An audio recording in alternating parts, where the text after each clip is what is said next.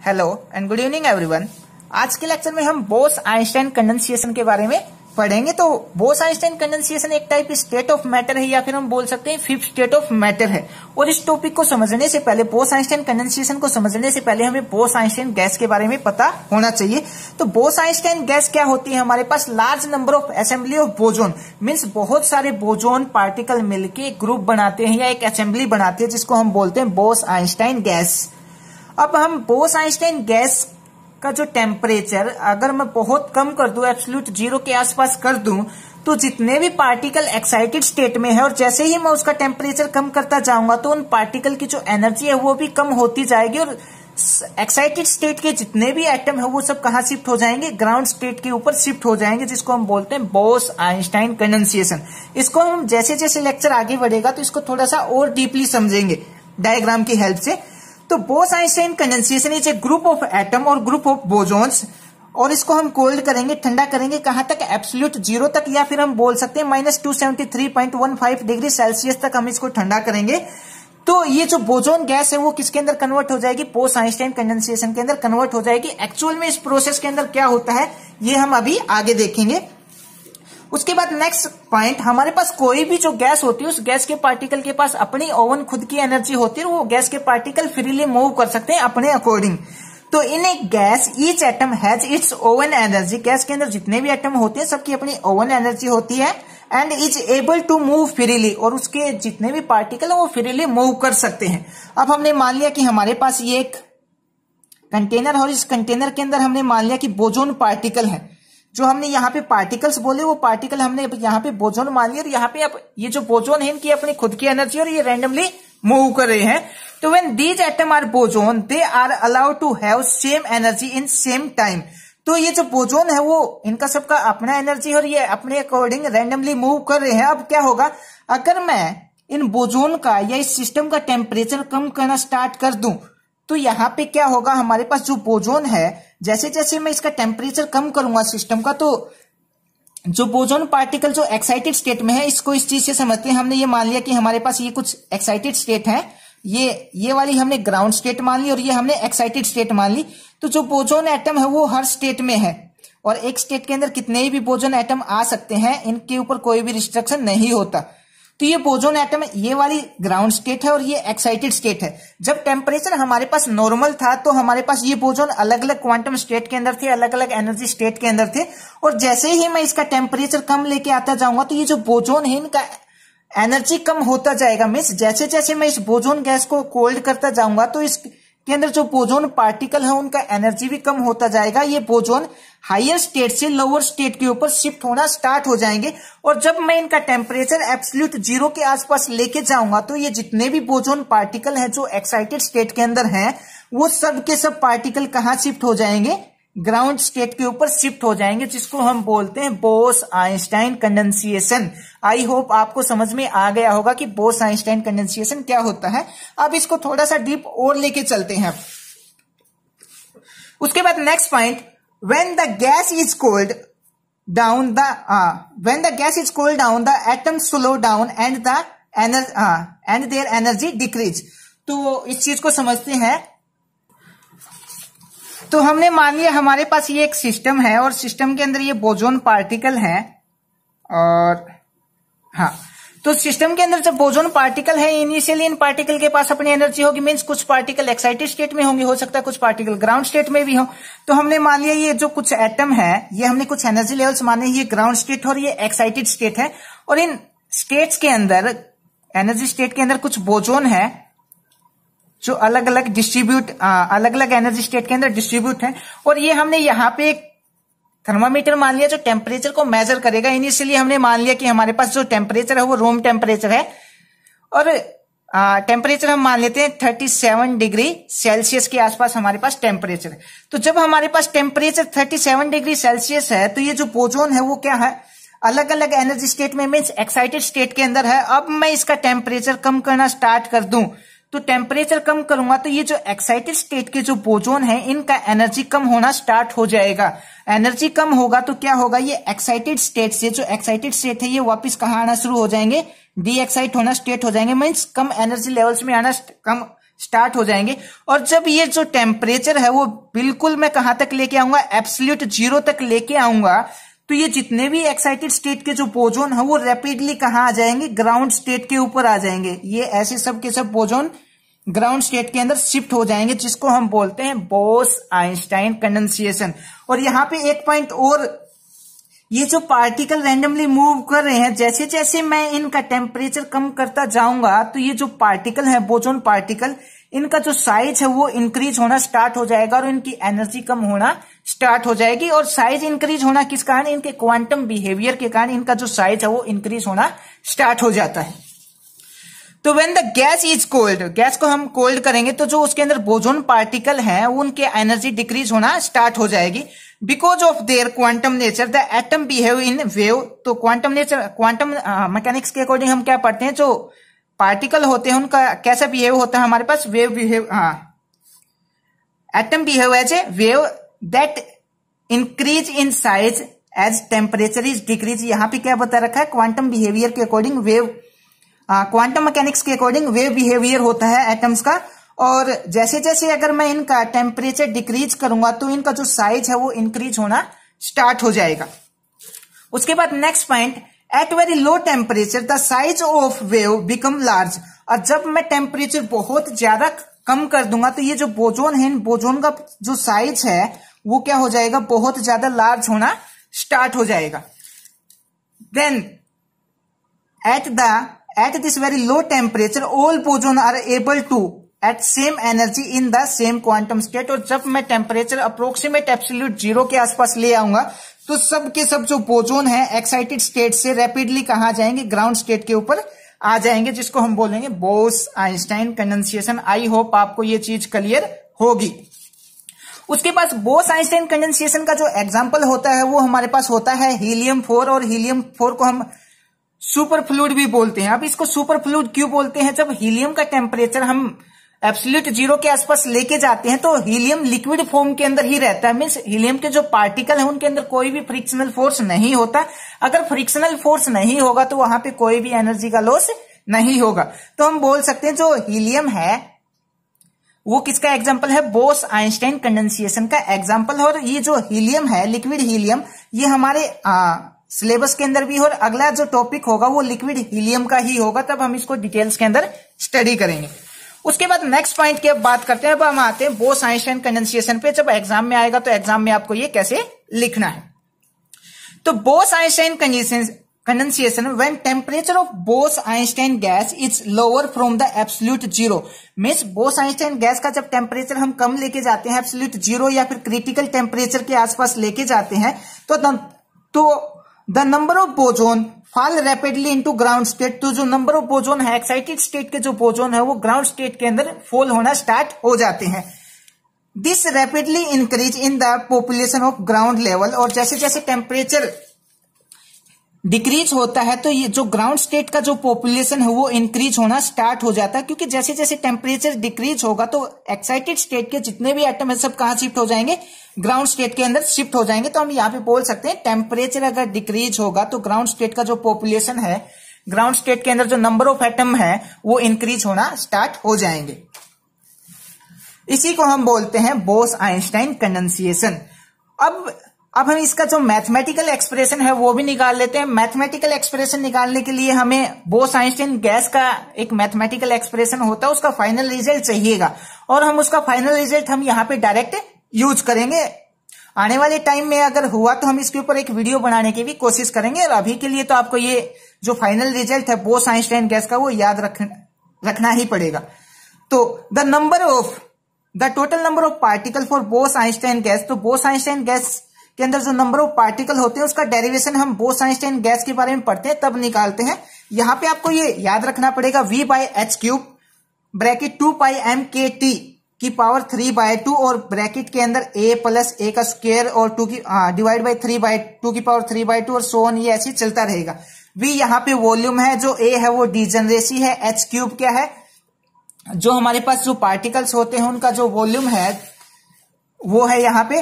और उसके बाद जो नेक्स्ट पॉइंट है इसको हमने यहाँ पे बोल दिया इक्वेशन नंबर 1 और ए क्या है यहाँ पे डीजनरेसी। अगर मैं इस ए की वैल्यू बहुत कम मान लूं, मीन्स ए बहुत ज्यादा स्मॉल है किससे 1 से, तो जो हायर पावर है अगर मैं यहाँ पे 1 रखूं और 1 जो ए की पावर है ए है इसको बहुत ज्यादा स्मॉल मान लूं मैं, तो अगर मैं ए की जगह 1 रखूंगा तो यहाँ पे हायर पावर है एक 1 का स्क्वायर करूंगा 1 की पावर 3 करूंगा तो जो स्क्वायर करता जाऊंगा तो पावर और कम होती जाएगी, मीन्स हमारे पास बहुत कम आएगा। तो जो ए की जगह हम क्या रख देते हैं यहाँ पे 1 रख देंगे, तो जो हायर पावर है उसको हम यहाँ पे नेग्लेक्ट कर देंगे। तो ए को हमने बहुत ज्यादा स्मॉल मान लिया 1 से, तो नेग्लेक्टिंग हायर पावर को हमने नेग्लेक्ट कर दिया, तो हमारे पास क्या आ जाएगा, ये जितनी भी पावर है इनको हमने यहां से नेग्लेक्ट कर दिया, तो ये आगे वाली टर्म हमारे पास बच जाएगी। तो हमारे पास ये जो नेग्लेक्ट होने के बाद ए रहा, आगे की जितनी भी टर्म थी वो हमने नेग्लेक्ट कर दी। उसके बाद जो नेक्स्ट पॉइंट है, यहां से हमने ए की वैल्यू निकाल ली, एक को तो हमने यही रखा, बाकी जितनी भी टर्म है उसको उठा के हम इक्वल टू के साइड से उस तरफ लेके चले गए, तो एच का एच क्यूब इस तरफ डिवाइड में उस तरफ जाके मल्टीप्लाई, और बाकी टर्म कहाँ जाएगी, डिवाइड में आ जाएगी, और ये हमारे पास ए की वैल्यू आ गई। अब n by we number of particle divide by volume. अब ये क्या होता है, n बाय वी का मतलब क्या होता है यहाँ पे, number of particle per unit volume, और number of particle per unit volume क्या होता है हमारे पास, डेंसिटी। अब नंबर ऑफ पार्टिकल है तो इसको हम क्या बोल देंगे, पार्टिकल डेंसिटी। तो n बाय वी को हम क्या लिख सकते हैं यहाँ पे, पार्टिकल डेंसिटी लिख सकते हैं। अब हम बात करें किसकी, ए की, जो ए है डीजनरेसी फैक्टर, ये किस किस के ऊपर डिपेंड कर रहा है, तो डीजनरेसी फैक्टर डिपेंड कर रहा है a directly proportional n by we. Number हम ये बोल सकते हैं जो ए है वो डिपेंड कर रहा है पार्टिकल डेंसिटी के ऊपर, जो ए है वो इनवर्सली प्रोपोर्शनल है टेम्परेचर पे, मींस टेम्परेचर की वैल्यू बढ़ेगी तो डीजनरेसी फैक्टर यहाँ पे कम हो जाएगा। उसके बाद नेक्स्ट पॉइंट की बात करते हैं, फॉर ग्राउंड स्टेट के लिए हम ए की वैल्यू 1 मान लेते हैं। So equation number 1 will be, अब इक्वेशन नंबर 1 क्या है हमारे पास, इक्वेशन नंबर 1 ये है। अब इक्वेशन नंबर 1 में मैं ग्राउंड स्टेट के लिए ए की वैल्यू कितना पुट कर दूं, 1 पुट कर दूं, तो ये वाली टर्म तो हमारे पास ऐसे ही रहेगी, कोई चेंज नहीं आएगा। यहाँ पे ए की जगह 1 आ जाएगा, ए की जगह 1 की पावर 2, 1 की पावर 3, और ये नीचे वाली टर्म एज इट इज रहेगी। तो हमने यहाँ पे ए की जगह 1 पुट कर दिया, बाकी का जो टर्म है हमारा उसके अंदर कोई भी चेंज नहीं किया। तो अब ये जो यहाँ पे जो v है, अगले स्टेप में हम क्या करेंगे, ये जो v है इस v को हम इस तरफ लेके आएंगे, तो ये क्या आ जाएगा, n बाय वी हो जाएगा हमारे पास। और इक्वल टू में बाकी की टर्म हमने कोई चेंज नहीं किया। और ये वाली जो टर्म है 1 + 1 का स्क्वायर डिवाइड बाय 2 की पावर 3/2, और ये इसको जब हम सोल्व करते हैं तो सोल्व करने के बाद हमारे पास जो इसका जो रिजल्ट आएगा वो कितना आ जाएगा, 2.612। इसको आपको याद रखना है, अगर एग्जाम में सोल्व करने लग गए तो पूरा टाइम इसी पे निकाल दोगे, इसलिए इसको डायरेक्ट याद करना कि इस टर्म को जब हम सोल्व करते हैं तो हमारे पास 2.612 इसका रिजल्ट आएगा। बाकी की टर्म हमने एज इट इज यहाँ पे लिख दिया, और इस फैक्टर को सोल्व करके हमने यहाँ पे लिख दिया। उसके बाद हम नेक्स्ट पॉइंट की बात करते हैं, the temperature at which boson density is maximum is called critical temperature. Boson density maximum कब होगी, जब क्रिटिकल टेम्परेचर होगा, मीन्स जब टेम्परेचर मैं बहुत कम लेके जाऊंगा, टीसी के आसपास क्रिटिकल टेम्परेचर या एब्सोल्यूट जीरो के आसपास हमारा टेम्परेचर होगा, तो सबके सब बोजोन पार्टिकल कहां पे शिफ्ट हो जाएंगे, ग्राउंड स्टेट के ऊपर शिफ्ट हो जाएंगे। और हमें निकालना क्या है इस एक्सप्रेशन के अंदर, यही निकालना है कि ग्राउंड स्टेट के अंदर जो पार्टिकल्स आए हैं n naught state, ground state को हमने बोल दिया n naught state, n naught state के अंदर कितने सारे पार्टिकल एक्साइटेड स्टेट से आए हैं, यही वाली चीज हमें इस एक्सप्रेशन के अंदर निकालनी है। तो हमने मान लिया the temperature at which boson density is maximum is called critical temperature, और जो टी है वो हमने किसके इक्वल मान लिया, टीसी के इक्वल मान लिया। तो जो ऊपर वाली इक्वेशन है, ये वाली जो इक्वेशन नंबर 2, उसको हमने यहाँ पे एज इट इज लिख लिया, सिर्फ चेंज इतना किया, जो टी है उसकी जगह हमने क्या लिख दिया, टीसी लिख दिया, बाकी का इक्वेशन के अंदर कोई भी चेंज नहीं है। अब हमारे इसको बोल दिया इक्वेशन नंबर 2.1। अब यहाँ पे जो टीसी है, इस टीसी को पता, इस टीसी की वैल्यू निकालनी है, ये जो टीसी है इसकी वैल्यू निकालनी है, तो इस टीसी को तो हमने यही रखा, बाकी सारी टर्म को उस तरफ लेके गए। हाँ, इसको टीसी की वैल्यू निकालने के लिए हम टीसी को तो यही रखेंगे, और बाकी की जो टर्म उस तरफ लेके जाएंगे, तो इस टीसी को हम यहाँ पे क्या लिख सकते हैं, ये वाली जो टर्म है इसको लिख सकते हैं 2πm और इसकी पावर 3/2, और साथ में टीसी की पावर भी हम 3/2 लिख सकते हैं। अब इस कंप्लीट फैक्टर को पहले इसको उस तरफ लेके जाएंगे, फिर इस फैक्टर को लेके जाएंगे, फाइनली हमें टीसी की वैल्यू निकालनी है यहाँ पे। तो ये बाकी के फैक्टर में इस तरफ लेके गया, इस तरफ ये बच जाएगा, और इस तरफ जो टोटल पावर कितनी थी 3/2, और मैं इस 3/2 पावर को उस तरफ लेके जाऊंगा तो यहाँ पे पावर कितनी हो जाएगी 3/2 इस तरफ आ जाएगी। अब मैं टीसी को यही रखूंगा, बाकी फैक्टर को भी मैं उस तरफ लेके चला जाऊंगा, तो हमारे पास टीसी की वैल्यू क्या आ जाएगी, टीसी की वैल्यू आ जाएगी हमारे पास ये कुछ भी नहीं किया है यहाँ पे, सिर्फ टीसी को तो यही रखा, बाकी जितना भी फैक्टर था, जितने भी टर्म थी हमारे पास, उसको हम इक्वल टू के साइड से उस तरफ लेके गए हैं और टीसी की वैल्यू निकाल ली। उसके बाद according to Bose Einstein distribution law, Bose Einstein statics में हमने निकाला था डिस्ट्रीब्यूशन लॉ, इसका रिजल्ट क्या आता है, तो ये आता है हमारे पास Ni equal to Gi, number of cell होती है हमारे पास, e की power alpha plus beta ei और -1। अब इस टर्म को हम कैसे लिख सकते हैं, इस टर्म को हमने लिख लिया e की power alpha plus beta ei को हमने लिखा e की पावर अल्फा इंटू में e की पावर बीटा e और माइनस में 1, बेस सेम होने पर पावर ऐड हो जाती है, तो इसको हम ऐसे भी लिख सकते हैं, इस टर्म को हम ऐसे भी लिख सकते हैं, इसको हमने बोल दिया इक्वेशन नंबर 4। अब हम बात करते हैं, हमारे पास दो स्टेट है, एक तो ग्राउंड स्टेट है और दूसरा एक्साइटेड स्टेट है। एक्साइटेड स्टेट के अंदर हमने मान लिया नंबर ऑफ एटम n है, और ग्राउंड स्टेट के अंदर हमने नंबर ऑफ एटम n0 मान लिया, और जिसका एनर्जी ग्राउंड स्टेट में एनर्जी कितना है ei0, और एक्साइटेड स्टेट में आप कुछ भी मान सकते हो उसका एनर्जी। तो यहां से हमारे पास जो टोटल नंबर ऑफ पार्टिकल होंगे ग्राउंड स्टेट और एक्साइटेड स्टेट में कितना होंगे, n is equal to excited state में कितने हैं प्लस ग्राउंड स्टेट में नंबर ऑफ पार्टिकल कितने हैं। हमें क्या निकालना है, ग्राउंड स्टेट में नंबर ऑफ पार्टिकल कितने हैं, तो यहां से n0 की वैल्यू निकाल लेंगे, तो ये उस तरफ चला जाएगा हमारे पास। तो the total number of particles are, total number of particle क्या होंगे, n total means total number of particle equal to ground state में कितने पार्टिकल हैं, एक्साइटेड स्टेट के अंदर कितने पार्टिकल हैं, दोनों को ऐड कर दो तो हमारे पास टोटल नंबर ऑफ पार्टिकल आ जाएंगे। तो हमने इसको लिखा n इक्वल टू n0 जो ग्राउंड स्टेट के पार्टिकल है, और एक्साइटेड स्टेट के पार्टिकल को लिख लिया n1, इसको बोल दिया हमने इक्वेशन नंबर 5। अब हमें पता करना है कि एक्साइटेड स्टेट के अंदर कितने नंबर ऑफ एटम है, तो हम अब यहाँ पे जो हमारी इक्वेशन नंबर 5 आई है, अब ये पता करेंगे कि n1 के अंदर कितने नंबर ऑफ पार्टिकल हैं। अब हम यही मान के चल रहे हैं कि एक बार के लिए कि जो एक्साइटेड स्टेट है, एक्साइटेड स्टेट में हमारे पास जो इक्वेशन नंबर 1 थी, इक्वेशन नंबर 1 क्या थी हमारे पास, ये वाली, हम ये मान के चल रहे हैं कि एक्साइटेड स्टेट के अंदर हमारे पास ये नंबर ऑफ पार्टिकल्स हैं, ठीक है। तो उसके बाद हमारे पास क्या होगा, तो n1 के अंदर हमने मान लिया हमारे पास ये पार्टिकल है n1 के, तो इक्वल टू v/h³ जो हमारा फर्स्ट इक्वेशन है वो उसको हमने एज इट इज लिख लिया। और यहां पे ये वाली जो टर्म है इसको हमने कैसे लिखा अगले स्टेप में, ये जो 2πmk है, इस 2πmk को तो हमने इसकी पावर तो हमने अलग से लिख दी 3/2, और t की पावर हमने अलग से लिख दी 3/2, ठीक है। और बाकी की टर्म को हमने एज इट इज रहने दिया, इसको हमने बोल दिया इक्वेशन नंबर 7, ठीक है।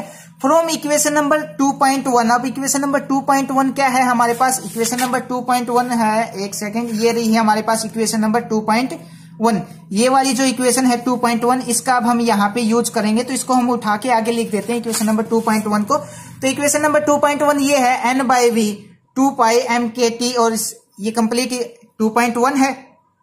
तो इक्वेशन नंबर 2.1 को हम कैसे लिख सकते हैं, ये पैरामीटर हमने अलग से लिख लिया, और हमें निकालना क्या है एक्चुअली में, ये जो वैल्यू है इस वैल्यू की जगह हम और कुछ पुट कर सकते हैं या नहीं कर सकते, ये चीज निकालनी है, तो इसके लिए हमने 2.1 का यूज किया। तो 2.1 हमारे पास ये है। अब ये वाली जो टर्म है इसकी पावर हम अलग से लिख देंगे और टीसी की पावर हम अलग से लिख देंगे। तो नेक्स्ट स्टेप में हमने यही किया, यहाँ पे इक्वल टू का साइन आएगा, n/v एज इट इज, इसको हमने इसकी पावर इस टर्म की पावर अलग से लिखी, टीसी की पावर अलग से लिखी, और ये एज इट इज।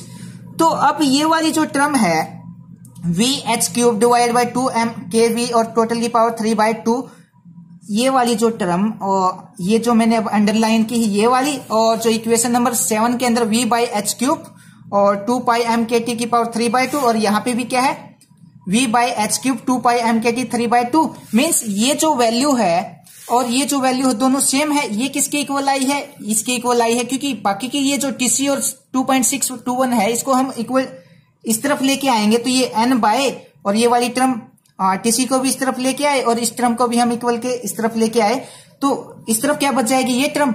तो इस टर्म की जगह मैं क्या पुट कर सकता हूं, ये वाली वैल्यू पुट कर सकता हूं। तो इक्वेशन नंबर 7 के अंदर मैं इक्वेशन नंबर 8 का यूज करूंगा, और ये जो फैक्टर है इक्वेशन नंबर 7 के अंदर उसकी जगह मैं ये वैल्यू पुट कर दूंगा। इक्वेशन नंबर 7 क्या है हमारे पास ये, तो इसकी जगह अब मैं कौन सी वैल्यू पुट करूंगा, ये वाली वैल्यू पुट करूंगा। उसके बाद वैल्यू पुट करने के बाद हमारे पास क्या आएगा, वैल्यू पुट करने के बाद हमारे पास इक्वेशन आ जाएगी ये n1 इक्वल टू, और ये वाली वैल्यू हमने पुट की है t⁵ एज इट इज, और ये वाली टर्म एज इट इज। जब हम इस टर्म को सोल्व करते हैं तो हमारे पास क्या आता है, वही टर्म आएगी 2.612। तो इस फैक्टर की जगह हम ये वाली टर्म लिख सकते हैं, एक सेकेंड, हाँ, फॉर a इक्वल टू 1, तो यहाँ पे हमने a इक्वल टू 1 किया, 1 रखते ही हमारे पास ये टर्म आ जाएगी। इस टर्म को जब हम सोल्व करते हैं तो ये वाली टर्म तो हमने यहाँ पे एज इट इज रखी, इसके अंदर कोई भी चेंज नहीं किया। इस टर्म को हमने क्या लिख दिया, 2.612 यहाँ पे लिख दिया, और हमें यहां से क्या मिल गया, n1 की वैल्यू, एक सेकेंड भाई, रात को मच्छर भी आ जाते हैं भाई। तो इस वैल्यू की जगह हमने ये वाली वैल्यू रख दी, बाकी की जो टर्म है उसके अंदर कोई भी चेंज नहीं किया। ये हमारे पास क्या आ गई, n1 की वैल्यू।